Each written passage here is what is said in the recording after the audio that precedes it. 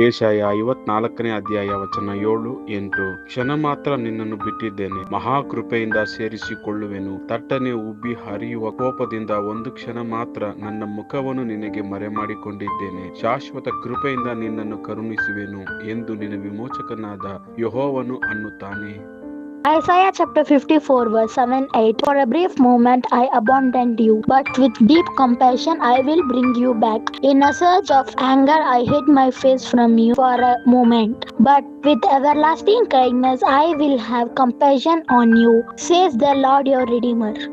यशायाह अध्याय 54 वचन 7 और 8. क्षण भर ही के लिए मैंने तुझे छोड़ दिया था, परंतु अब बड़ी दया करके मैं फिर तुझे रख लूंगा। क्रोध के आवेग में आकर मैंने पल भर के लिए तुझसे मुंह छिपाया था, परंतु अब अनंत करुणा से मैं तुझ पर दया करूंगा। तेरे छुड़ाने वाले यहोवा का यही वचन है।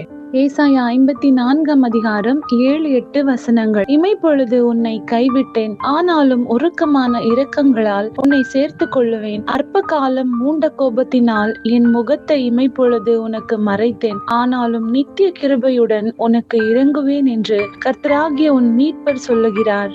యెషయా 54వ అధ్యాయం 7-8 వచనం. నిమిషం మాత్రము నేను నిన్ను విసర్జించితిని, గొప్ప వాత్సల్యముతో నిన్ను సమకూర్చెదను.